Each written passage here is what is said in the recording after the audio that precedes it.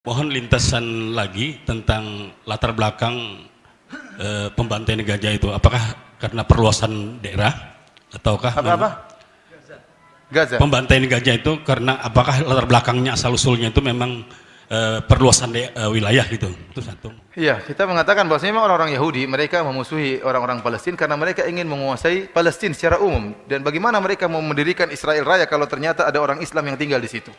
Jadi harus terusir, harus pergi. Baru mereka puas, baru mereka bisa mendirikan kerajaan Haikal Sulaiman dibangun kembali. Sementara saudara-saudara kita Palestina tidak mau pergi. Ini adalah tanah nenek moyang.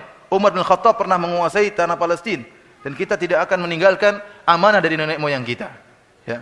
Itu pendapat sebagian orang-orang Palestina. Masalah apakah sebaiknya mereka keluar atau tidak, ini masalah ijtihad para ulama.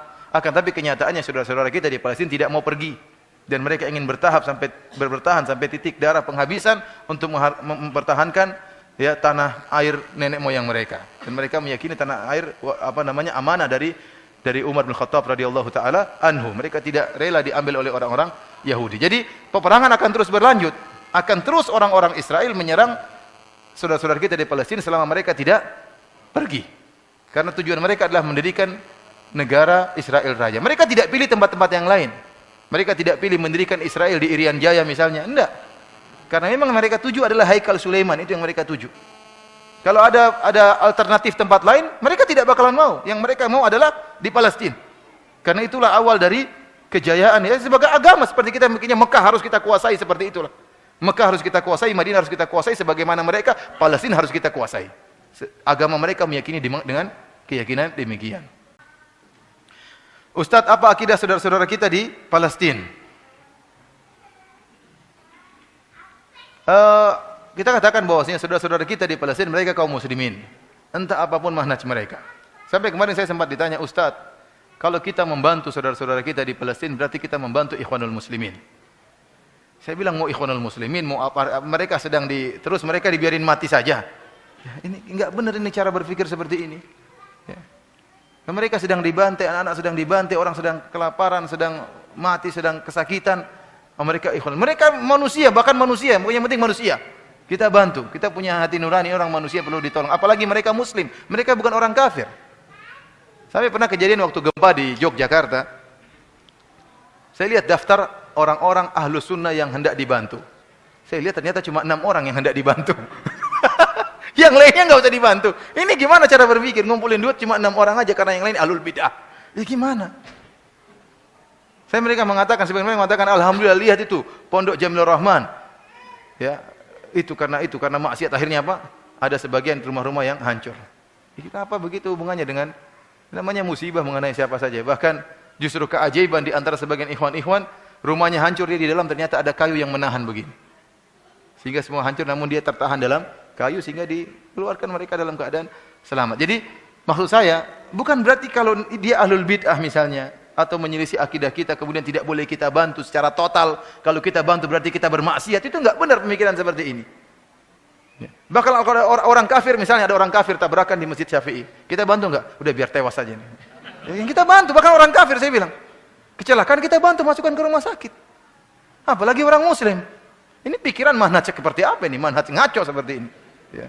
Dibiarin saja saudara kita tewas di sana, ya enggak benar seperti itu. Kan berarti melazimkan haram kan? Kalau kita bantu kaum muslimin di Palestina berarti membantu ikhwanul muslimin. Ini kan berarti haram membantu mereka. Ulama siapa yang berfatwa seperti itu? Ajib, saya heran. Ulama siapa seperti itu? Ulama tidak maksum ya ikhwan. Kalau ada satu orang ulama mengatakan demikian, mana puluhan ulama yang menyuruh bantu? Mana imam-imam haramain yang mendoakan tiap malam mendoakan saudara-saudara kita di Palestina? Oleh karenanya ini manhaj ngaco yang tidak benar, yang menghilangkan rahmat dari hati kita kepada saudara-saudara kita kaum muslimin. Jadi kita disuruh bengis semua sama orang-orang selain bermanhaj seperti mereka.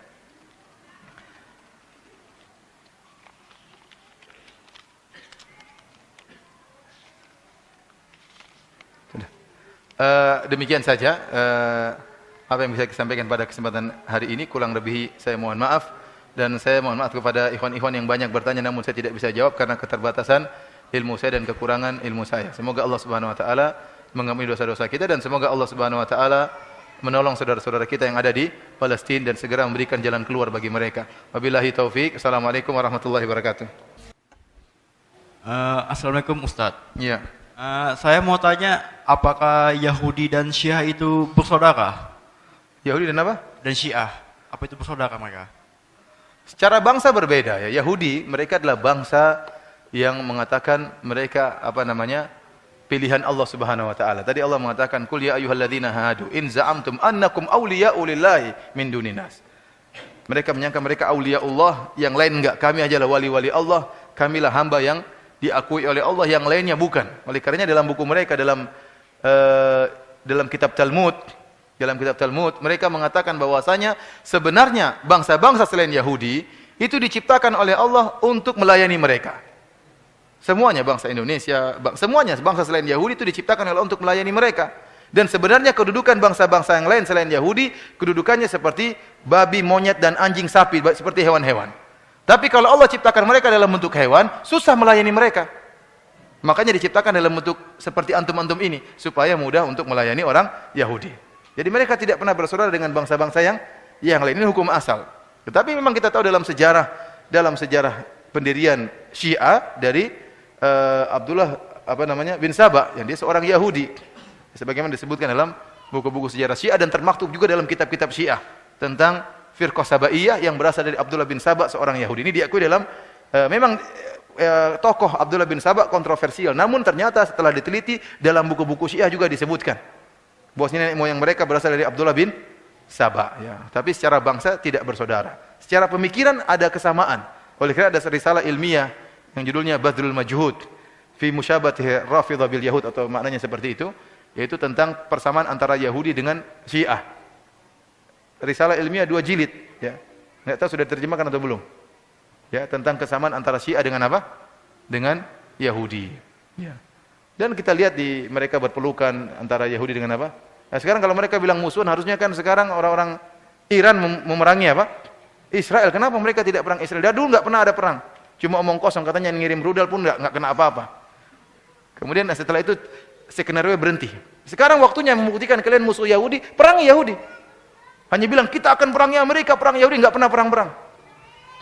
Itu kebohongan yang mereka ucapkan. Permainan orang-orang Syiah. Justru mereka membantai kaum muslimin. Harusnya kalau mereka benar-benar berperang, maka perangilah orang-orang Yahudi. Dan ini kita katakan juga kepada ISIS yang sekarang mulai muncul. Kalau ISIS benar-benar adalah kaum muslimin membela Islam, perang itu Israel.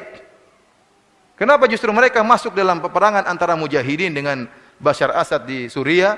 Justru mereka tidak memerangi Bashar Assad, malah kemudian membunuhi mujahidin gara-gara tidak mau berbaiat sama dia. Tidak mau berbaiat kepada ISIS. ISIS juga Khawarij, mengkafirkan orang-orang yang tidak membaiat kepada dia. Mengerikan pemikiran mereka. Yang tidak baiat maka dikafirkan. Dan dia mengatakan, saya adalah pimpinan kaum muslimin seluruh dunia. Kan ngeri. Nah, kita katakan kepada ISIS, kamu sudah kedahuluan Islam Jamaah. Islam Jamaah sudah khalifah sejak dulu. Tahu Islam Jamaah enggak? LDI kan punya raja kan? Rajanya lebih dahulu daripada raja ISIS. Kasih tahu tuh rajanya ISIS untuk berbaiat sama raja Indonesia Islam Jamaah. Ya. Karena LDI lebih dahulu, ISIS nggak tahu, makanya perlu kasih tahu informasi. Siapa tahu kalau dia tahu, saya salah ternyata. Dia baiat sama LDI. Dan telah muncul juga raja-raja yang lain. Kemudian ada lagi mengatakan kami sedang mencari khalifah. Ada kelompok yang ingin cari-cari apa? Pikirnya selalu bikin khilafah. Sekarang kita bilang, kamu yang ingin pikir-pikir khilafah, sudah ada khalifah baru, tinggal baiat. Mereka juga nggak mau, itu nggak sesuai persyaratan. Intinya ya begitulah amburadul yang ada sekarang. Ya, banyak kalau ditanya ISIS kenapa kalian tidak memerangi Israel, kata mereka Nabi menyuruh kita memerangi orang-orang murtad dahulu sebelum orang-orang kafir asli. Mengerikan. Yang dimaksud dengan orang murtad siapa? Nah, ini mengerikan. Mujahidin di Suriah itulah orang-orang murtad. Arab Saudi itulah orang-orang murtad. Wah, mengerikan ISIS. Ada lagi yang bertanya?